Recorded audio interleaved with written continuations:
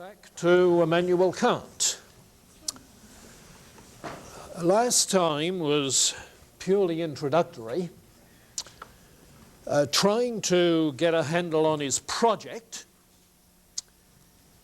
and then on some terminology. And what we were doing then really covered about the first 10 pages of the selection we have in Kaufmann from the Critique of Pure Reason.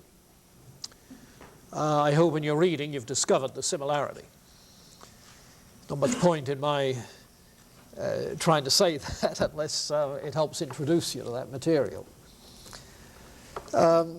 Today we want to look at his epistemology, his theory of knowledge, which will cover the two sections of the critique that he labels the transcendental aesthetic and then the transcendental analytic. The aesthetic having to do with sense perception and the analytic having to do with understanding. It's because of concepts that we have in the understanding that we're able to make judgments.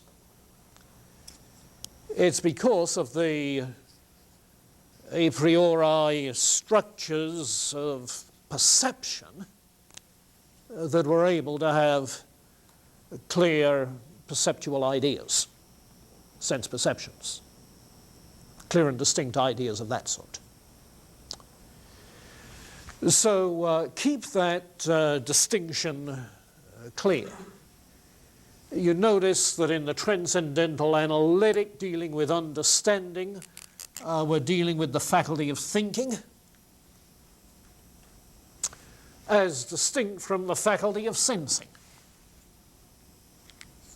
And that, I would think, is sufficient in itself to distinguish the two.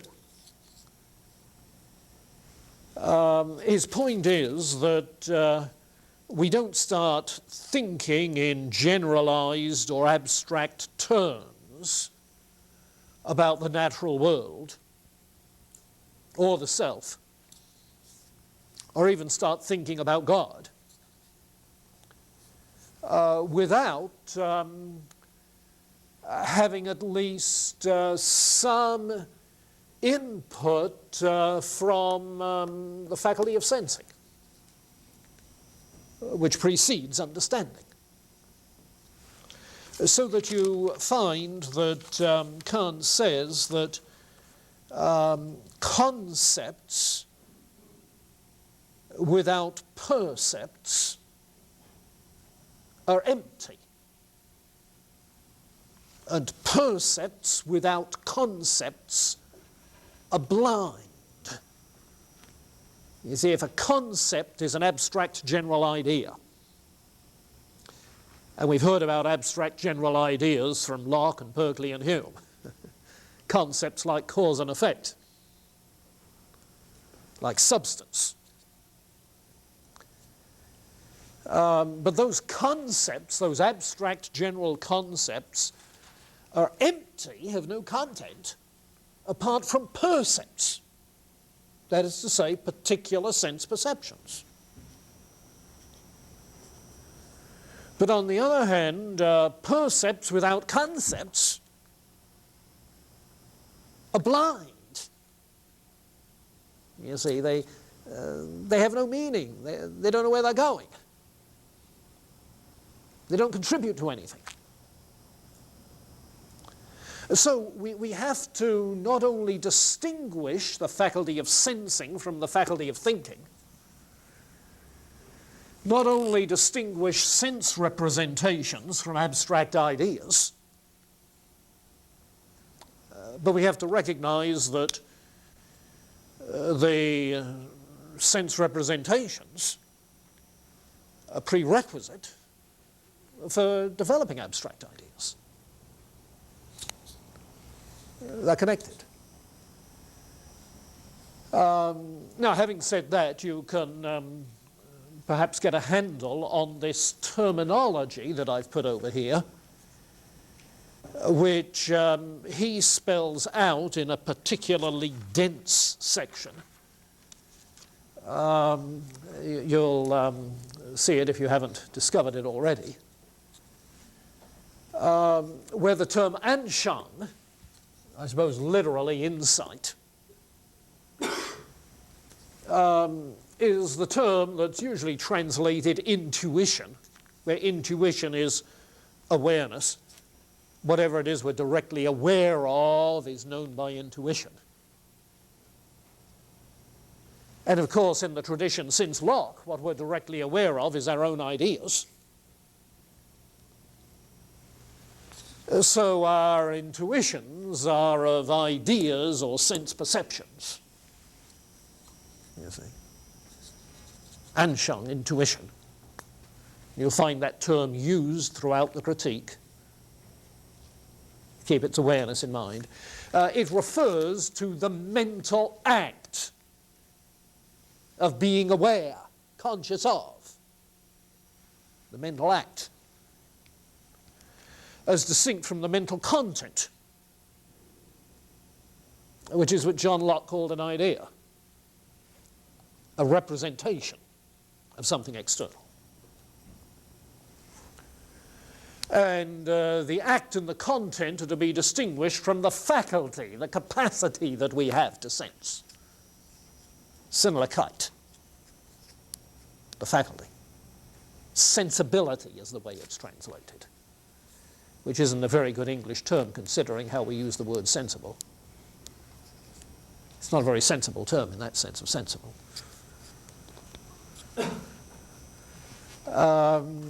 But I think if you recognize that these three terms have to do with the aesthetic, the transcendental aesthetic perception, remember that the term aesthetic in German, in fact in most European use, refers simply to sense experience, not just to the aesthetic in our narrow sense of it, the artistic or the beautiful. You see. But in the literal sense of the Greek verb aisthanomai, which the Greeks present realize means to perceive. The barbarians pick that up along the way. So the transcendental aesthetic, then, nothing to do with the arts at this stage. Okay, so that is distinct from the transcendental analytic. Verstand is the term for understanding.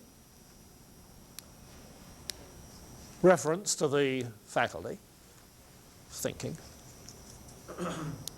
And Begriff, the concept, the abstract idea. Okay, so keep that terminology in mind. Now, perhaps that will come clearer as you look at the next piece on the board. We're familiar with this rubric ever since Descartes, that the mind is immediately aware of its own ideas, which are simply subjective representations of external realities, or purport to be such. And this framework is the one, of course, which Descartes, Locke, Berkeley all begin with, and Hume in a sense. But Kant as well. You see, Kant is assuming this rubric, which was part of that rationalist tradition in which he was raised. You remember the Wolff, Baumgartner people who were post-Leibniz rationalists in Germany. He was raised in that tradition. But also part of the tradition of Hume, who awakened him from those dogmatic slumbers. So the very project he has is a project that arises within that tradition. The problem he's trying to handle is a problem that's posed by that rubric, if you like. That is to say, how do we get the idea of cause and effect? Hume the empiricist says it isn't a priori. We don't get any idea of causal connection, causal necessity from experience. All we get is the idea of constant conjunction. Then psychologically we come to think of it as necessary. So he's starting with this. Well, all right, now translate that into what Kant is doing.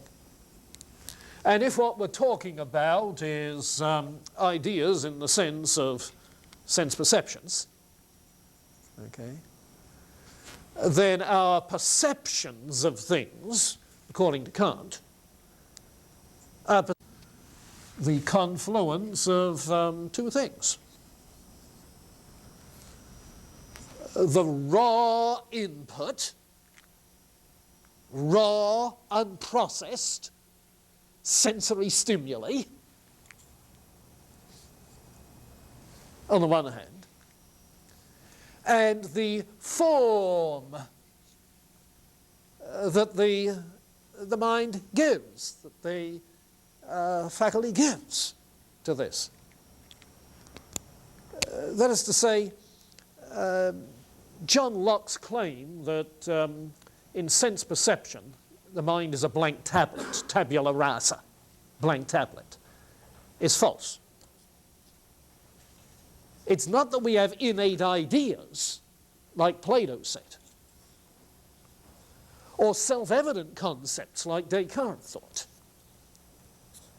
But it's rather that the mind is sort of pre-formed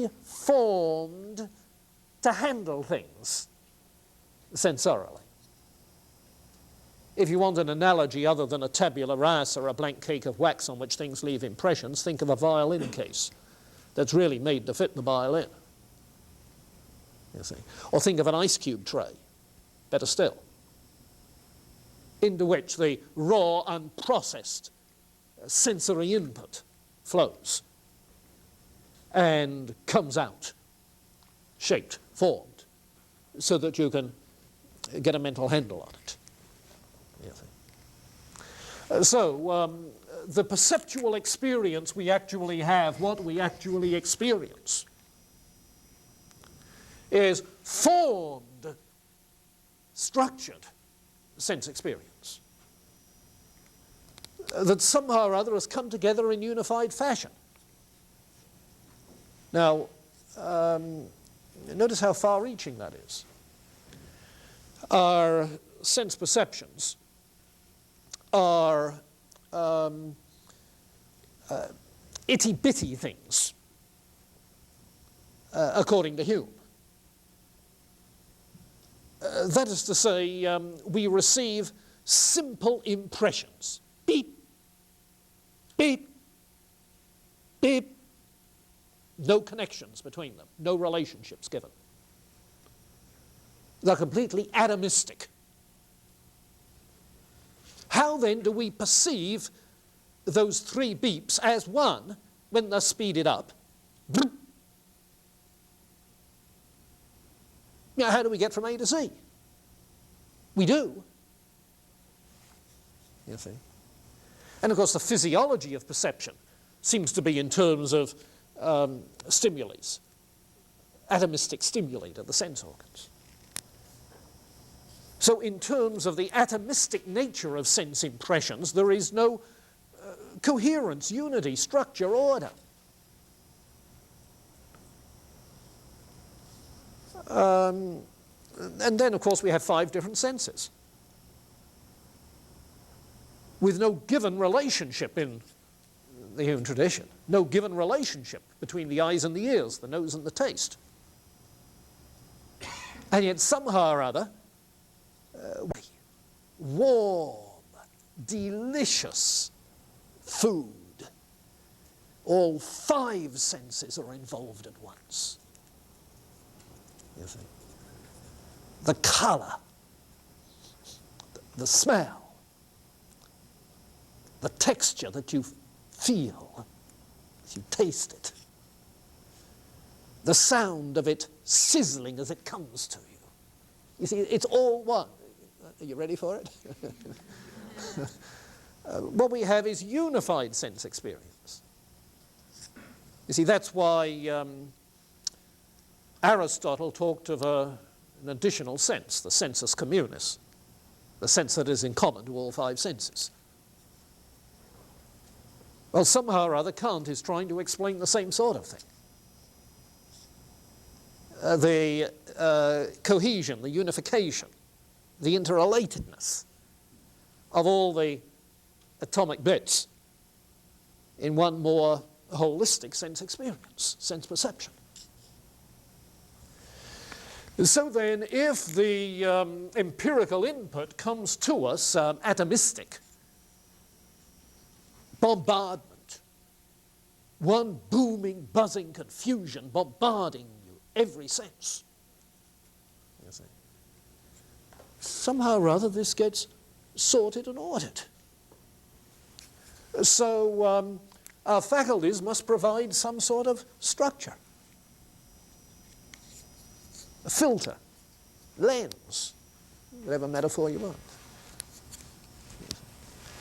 Well, and the same is true when you come to understanding, because the perceptions that we have provide perceptual experience.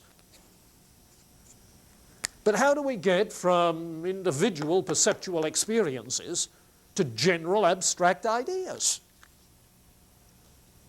You see? To the sorts of concepts that the understanding works with. Well, he maintains that once again the mind is so equipped, so functions. Remember that Hume had talked of the mind's proclivities. You see, the Scottish realists, the mind's proclivities. Well, Kant is thinking that way too. He talks of faculties. But the mind has the capacity to provide structural principles that enable us to conceptualize what is going on in the world of perceptual experience. And what the understanding does then is to formulate judgments about perceptual experience. Different kinds of judgments, different categories of judgments. So you formulate causal judgments. Yeah. You make quantitative judgments. That is to say, is everything like this or just some things?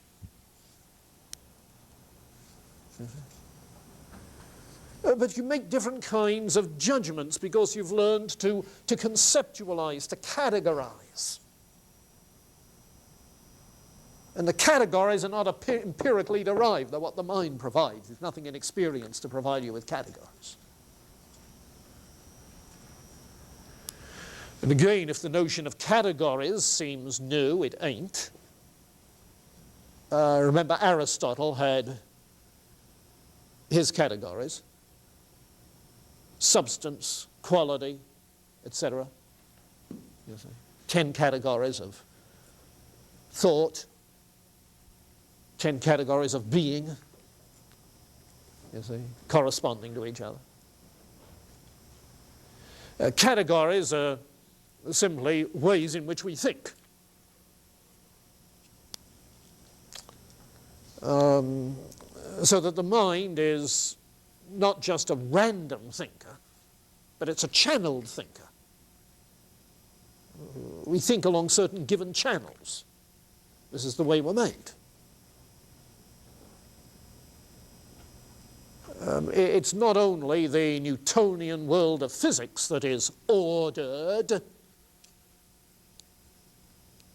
it's the mental world that is ordered.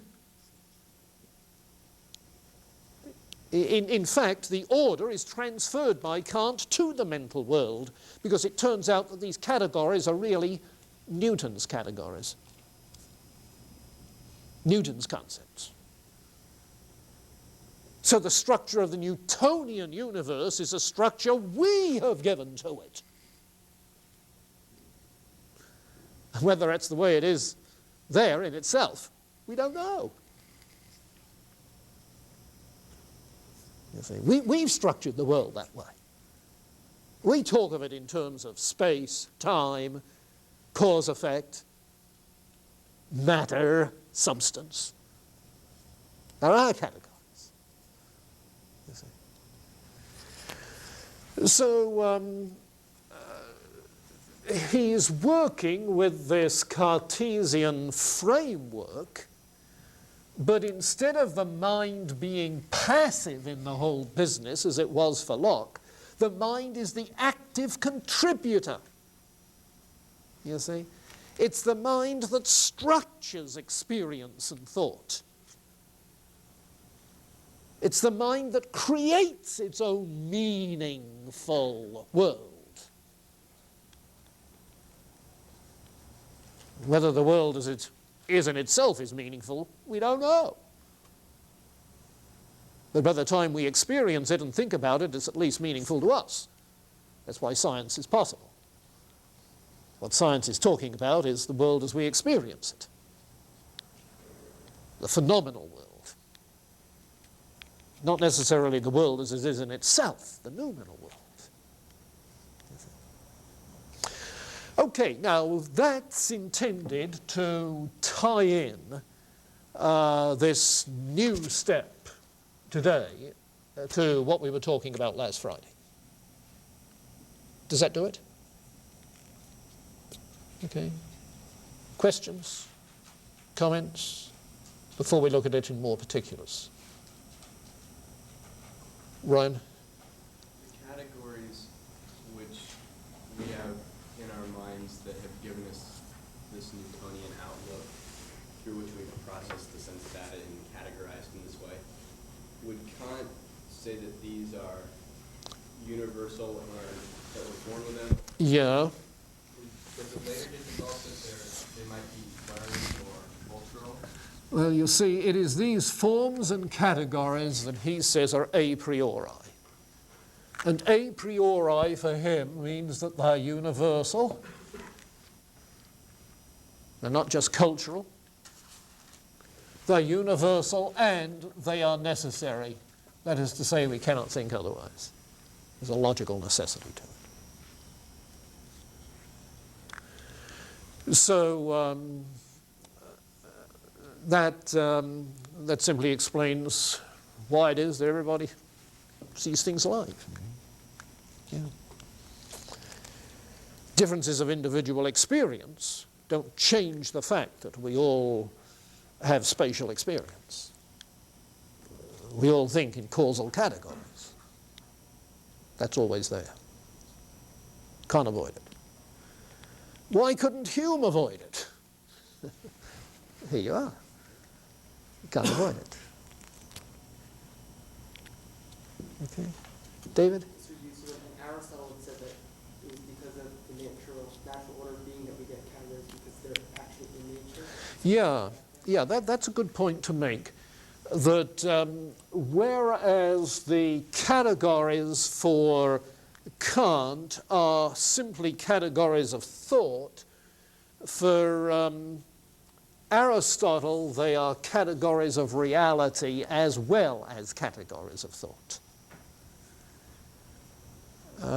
So for Aristotle you've got a corner on reality, which is why Aristotelian philosophy on through the Middle Ages didn't really have any epistemological problems.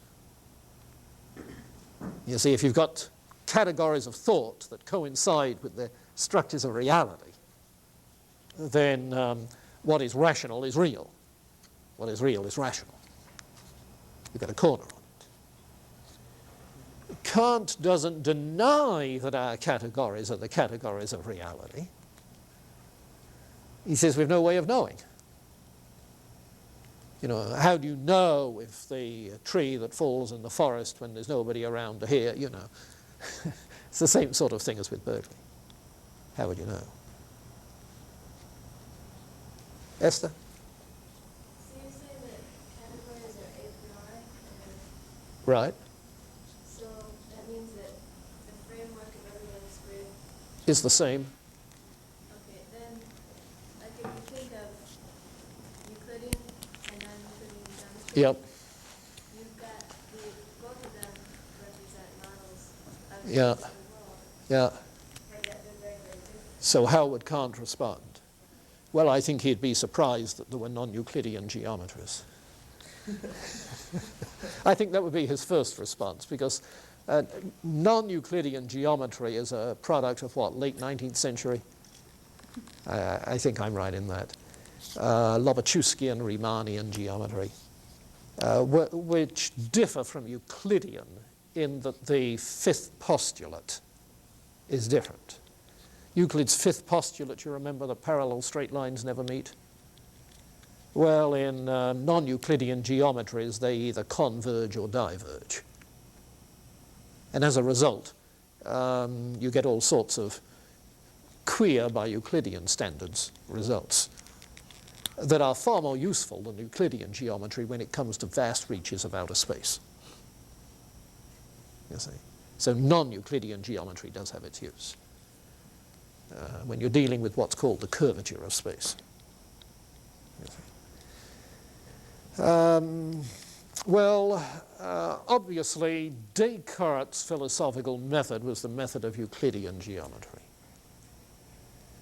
Newtonian physics made use of Euclidean geometry. The science of optics, which was the moving force in the development of physics on the continent of Europe. Remember, Descartes did work in optics. Spinoza ground lenses to earn a living, while he applied the methods of geometry to philosophy. You see. Well, what would Kant say apart from being surprised? I think he would probably respond in one of two ways. One, he would say, oh, those differences are minor. Might require some fine-tuning of my categories, but that's about all. Non-Euclidean geometry isn't denying such things as substance and cause and effect. So, secondly, Kant might say, all right, then, apparently I have to revise my claim that the two forms of sense perception are space and time. You see, geometry is dealing with space. It's the science of space. And if you've got a different conception of space in non-Euclidean geometry than you do in Euclidean, then his claim that there is a universal category, universal concept rather, of space, it's got to be changed.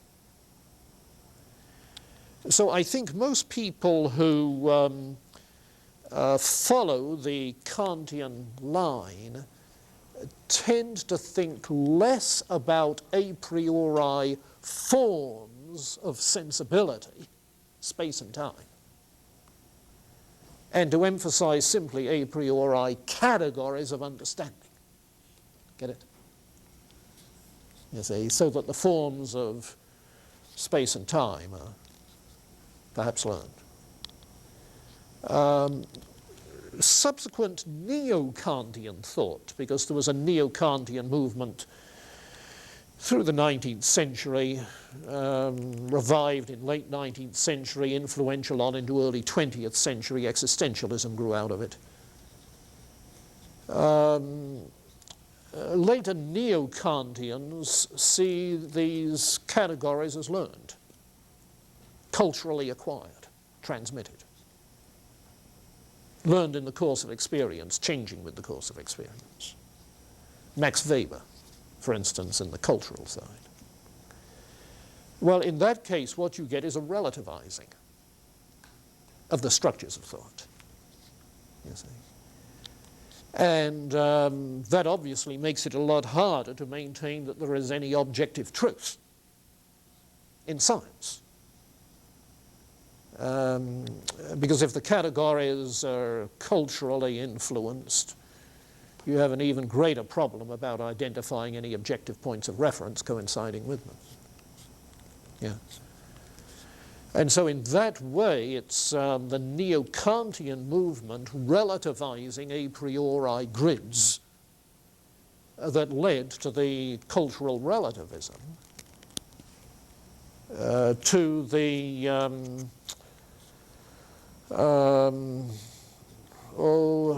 relativizing of the notion of truth, not just of knowledge, you see, and to various kinds of subjectivism in the 20th century, of which existentialism was one. Yeah. So keep that in mind.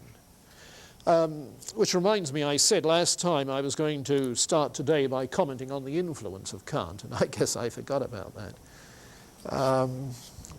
All right, let me just briefly indicate, and we'll pick up on the threads later on. Kant's emphasis on human subjectivity and its creative resources that we bring to experience gives a new meaning to the term imagination. Watch Kant's use of it. We'll get into it, if not today, next time. Imagination. It provided the point of departure for Coleridge, the early Romanticists, speaking of imaginative expression, self-expression in the arts. Romanticism is a result of Kantian influence, with its emphasis on the creativity of our inner self, the creative resources of the inner self. And if in some kinds of psychology applied to the arts you hear notion of certain universal symbols, universal symbolism, certain kinds of depth psychology, that's the influence of Kant. You see. Depth psychology generally, Freudian, Jungian, indirectly the influence of Kant. Certain subjective influences shaping our behaviors and our thoughts. You see. German nationalism, people.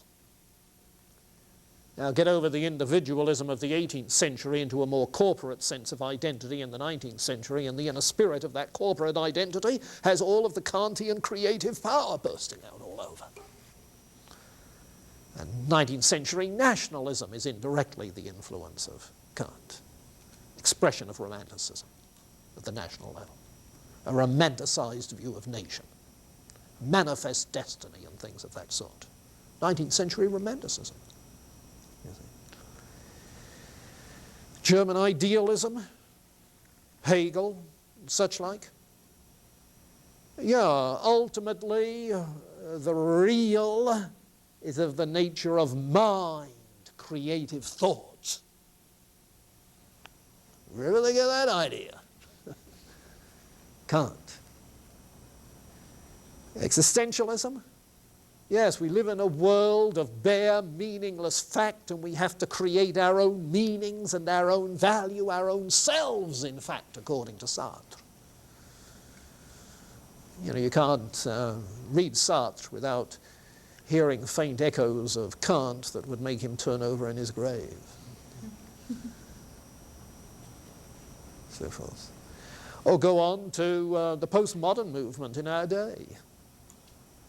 You see the emphasis on subjectivity that is coming up all over the place, so that you have no objective knowledge at all. The hermeneutical movement, the political correctness movement. You see, all of that is saying subjective influences, subjective influences. That began with Kant. Poor Kant, he never meant half of that. But the evil that men do lives after them. The good is oft interred with their bones. And I think that applies to Kant as well. Shakespeare spoke early but truly about Kant. David? Kant's categories are universal, but in some sense, aren't they sort of objective rather than subjective? Well, it depends what you mean by objective. The word objective, like the word subjective, has at least two different meanings. It may mean, as it does in Berkeley, subjective is what is in your mind. That's the way it is in Kant. It's in your mind. An objective is what is independent of any mind, of any knower, of any consciousness. Now, for Kant, these are subjective. They're not objective categories. But I call that metaphysical subjectivity, metaphysical objectivity. But the other sense of subjectivity and objectivity is more attitudinal. What sort of approach do you take? What is your stance as you look at something? You see, an objective stance is one that is detached, spectator, observer. You see, I'm being quite objective when I grade your examinations. At least I'm trying to be.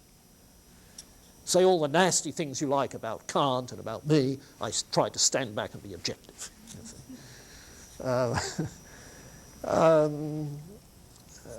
On the other hand, a subjective stance is one that's involved, passionate.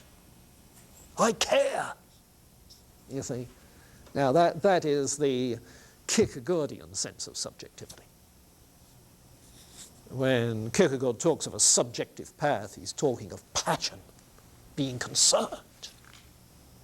You see. You come to Christianity, you come to Christ by a subjective path, says Kierkegaard. He doesn't mean it's all subjective and relative.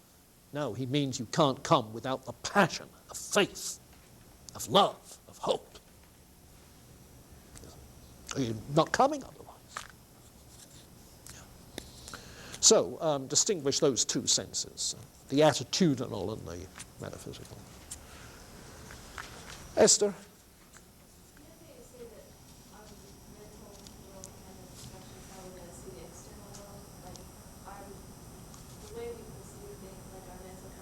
Yes. Well, that's precisely what Kant is saying. Right.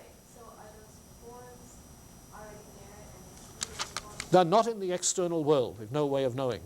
but are they internal? Yes. So they're not subjective Well, they are subjective in the sense that they are structures built into our perceiving and thinking. You see? They're already there in that sense. You don't have to develop a concept. They're already functional. to. They're not innate, they're just there. They're not innate in the sense of having an innate idea that you already know and think about independently of experience. No. You don't have clear and distinct innate ideas recollected under the force of Plato's dialectic.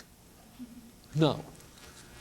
You don't have clear and distinct ideas that become self-evident upon reflection. No. You only become aware of these in operation. You see? So you don't get to them simply introspectively, with help of dialectic. You get to them by what? The Transcendental Method. The Transcendental Method. Remember last time? What is the Transcendental Method? Well, it's the method of getting at the transcendental ego, the transcendental self. What does he mean by transcendental? He does not mean transcendent, remember. He does not mean transcendent, though once in a while he gets the two words mixed up, at least the translations do. He means transcendental. That is to say, the creative, subjective contribution to experience. So how do we get at that? Well, the Transcendental Method, you see, is an attempt to bracket all of the empirical particulars and to ask, what's left? Did you get that? I'm not sure from your faces. Let me get the passage, and you can underscore it, because it's tremendously important to see that method becomes very influential. What you want is page 300 and let's see. Oops.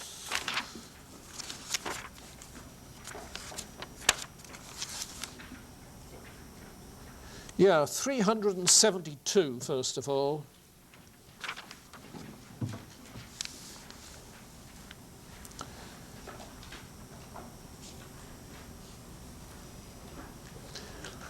The top of the first column. Even with our experiences, different kinds of knowledge are mixed up, which must have their origin a priori. For even if we remove from experience everything that belongs to the senses, that's the particulars, there remain nevertheless certain original concepts and certain judgments derived from them, which must have had their origin entirely a priori, independent of all experience. Okay? Now, hold that in your mind, and maybe with your finger, and look at 375.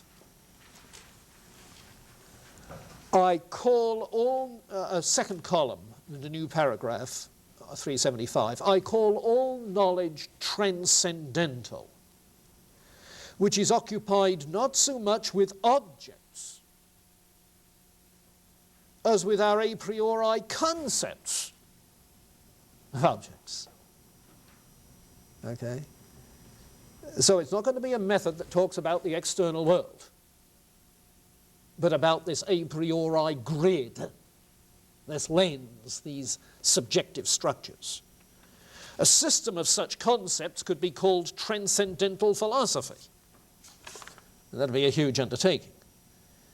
But then on 376, you notice that division 2 is entitled Transcendental Philosophy. And he says it's an idea for a critique of pure reason that would trace, according to fixed principles, a plan that guarantees the completeness and certainty of all parts of which the building consists. Trying to get at that a priori structure, as it were, the plan for the building of knowledge, the blueprint that's subjective, you see. And accordingly, when you get to elements of transcendentalism, transcendental aesthetic is an attempt to apply it. Now, after the initial definitions that I was talking about there on 377, the very bottom of the first column, you'll find this. In a phenomenon, something that appears to you, something you experience, I call that which corresponds to its sensation, the sense stimuli, its matter. But that which causes the manifold matter of the phenomenon to be perceived as arranged in a certain order, I call form. So form and matter. Where did he get those terms? Well, you might say he maybe got it from aesthetics in the other sense, where you sometimes talk about a painting in terms of its matter and its form. But no, I think it's really Aristotelian, you see. Where Aristotle talked of particulars as having form and matter, physical particulars, Kant is talking not of physical particulars as having form and matter, but particular phenomena, particular experiences as having form and matter. Okay?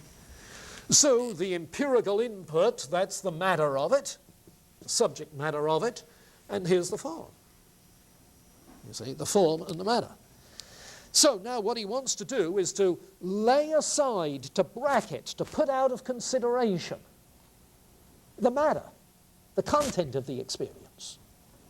Never mind if it's apple pie, plum pie, raisin pie, or just plain dry bread. Leave that alone.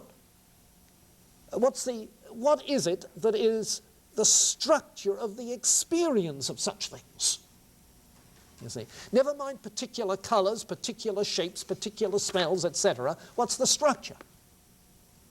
The structure of the experience. And whatever the kind of perceptual experience is, he's after that structure. Now look at the bottom of 377, that second column,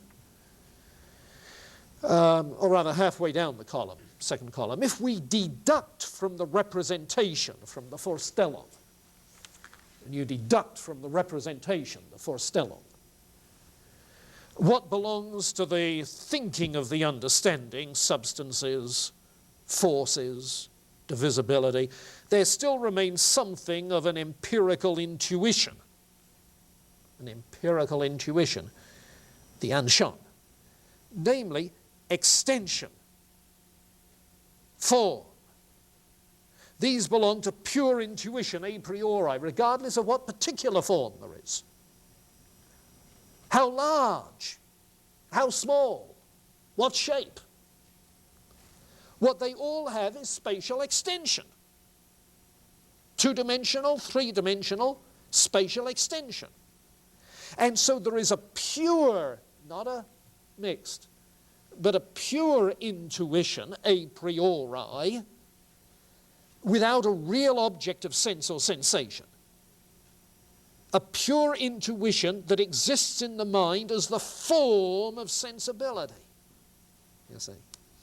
Now the science of all such principles he calls transcendental aesthetic.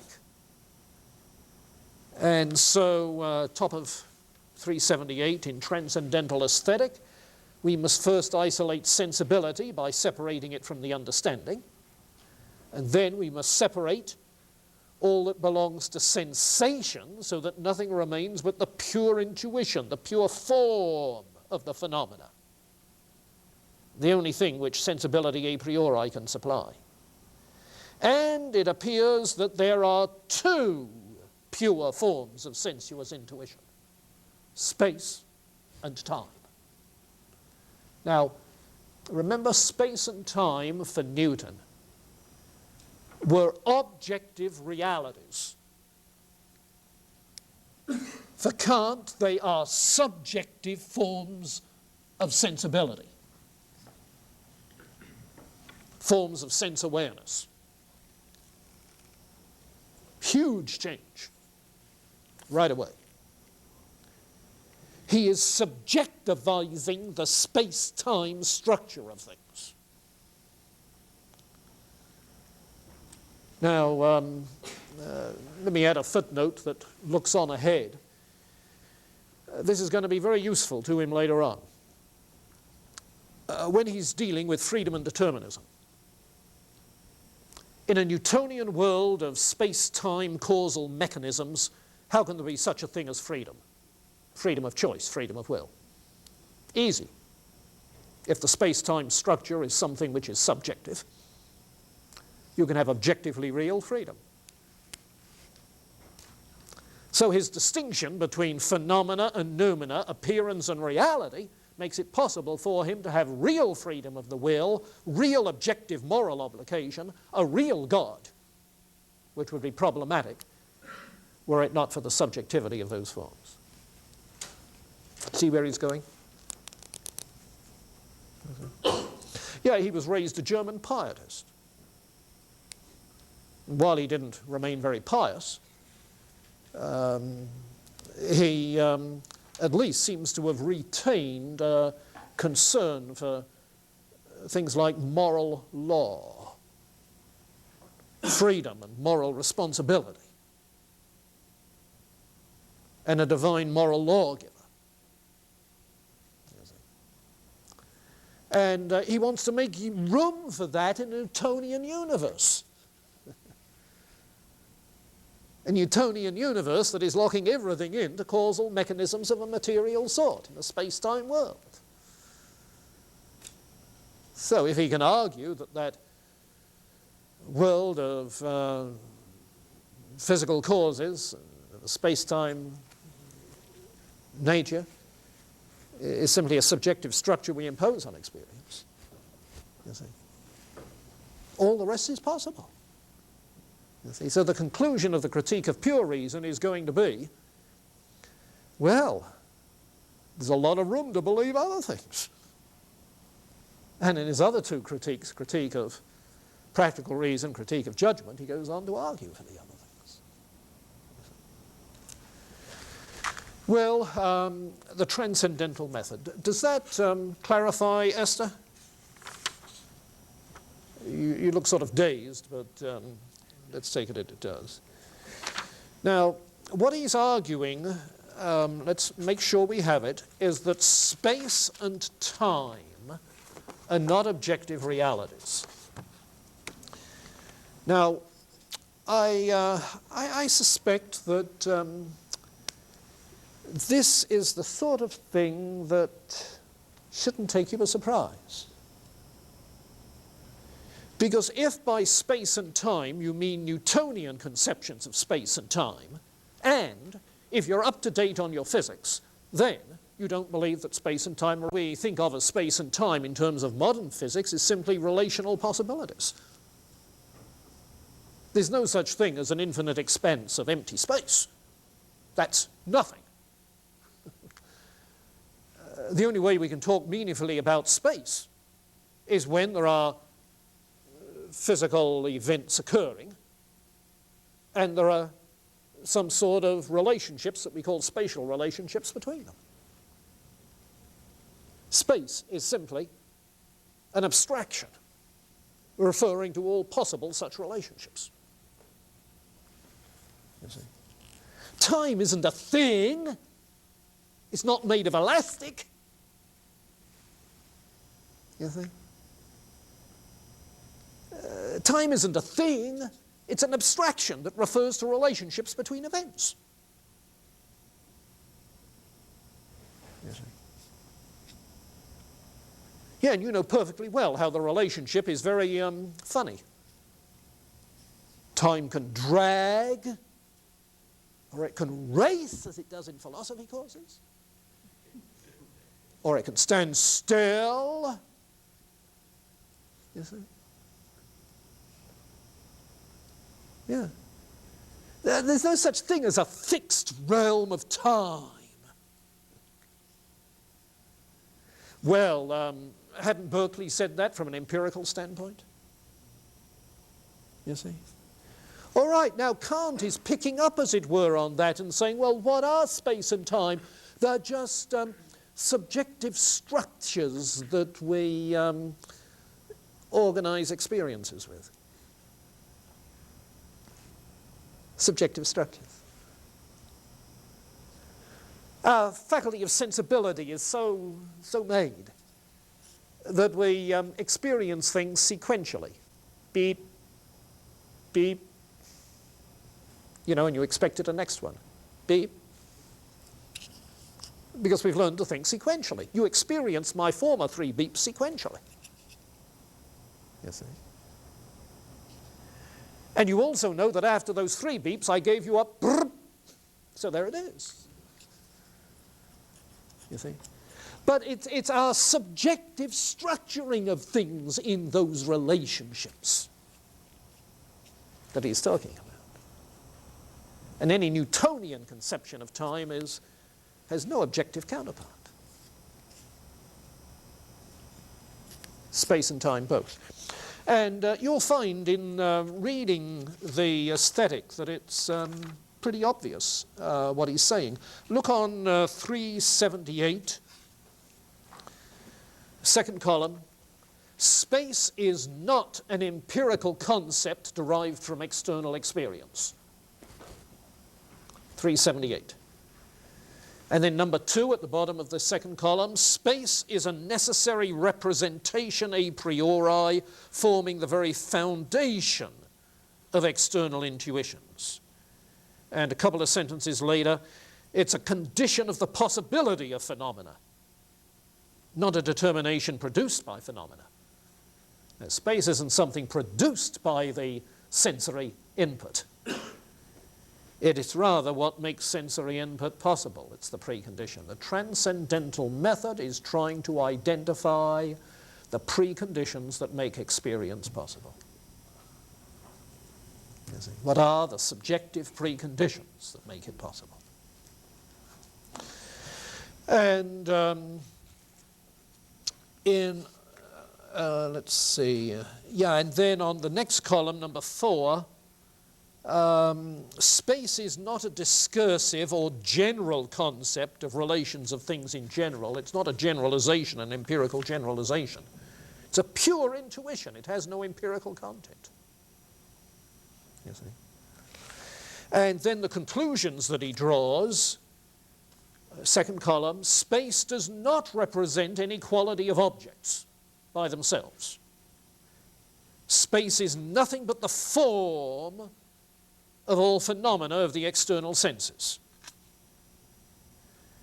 It's from the human standpoint only that we can speak of space. If we drop the subjective condition, space means nothing. So on 380, he puts it this way, bottom of the first column. Our discussions teach the reality, the objective validity of space with regards to everything that can come to us externally as an object, but the ideality of space with regards to things considered in themselves by our reason, independent of the senses. Now, what's he saying? Well, he says it again in another way, and this is clearer. We maintain the empirical reality of space as far as every possible external experience is concerned. Yeah, you really experience things spatially.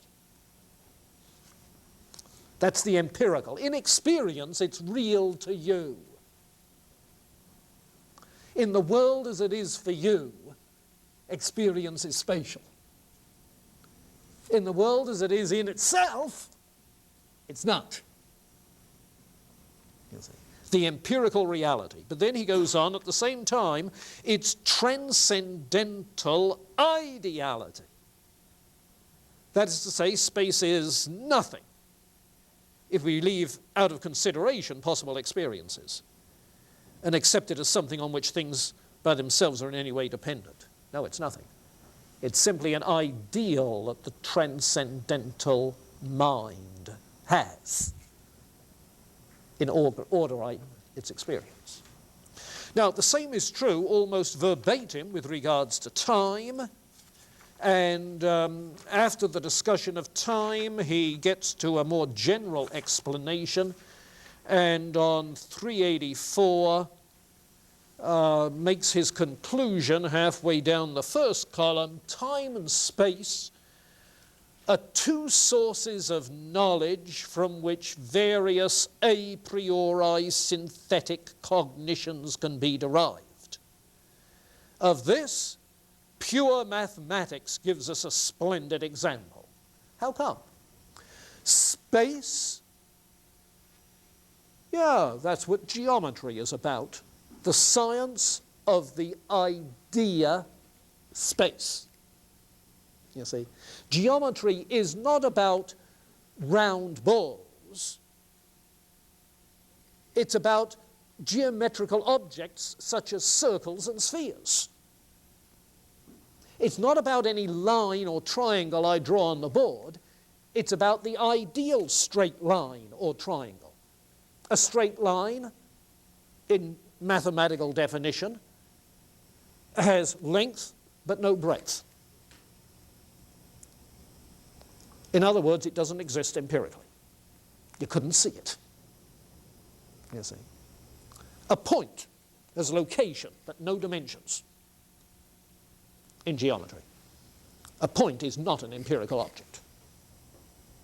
Points and lines and triangles and circles or spheres are ideal entities, thought entities, that don't exist empirically in the physical world. You see. So there can be a science of this transcendental form. What about time? Mathematics of time? Yeah, how about number series? Sequences, number series. Arithmetic is the science of sequence of time. You see. So what then are we going to say about the status of mathematics? Oh, you see, philosophy of mathematics is very much involved here. Plato had a philosophy of mathematics in which mathematical objects were real objective entities. The ideal of equality, equal length. The ideal of triangle, whatever. No objective reality to mathematical objects for Kant. They're concepts. Kant is a conceptualist. Plato was a realist about such things. You see? The nominalist will see them simply as dealing with relations between arbitrary ideas defined arbitrarily. The conceptualist will see mathematics as dealing with abstract ideas, either universal ones or created ones, abstract ideas. The nominalist see it dealing simply with the meanings of words. And to this day, you have those three major traditions in the foundations of mathematics. Kant, very influential. Just last week, I received a copy of a book from one of our graduates, Mick Detlefson, who teaches philosophy of mathematics at Notre Dame.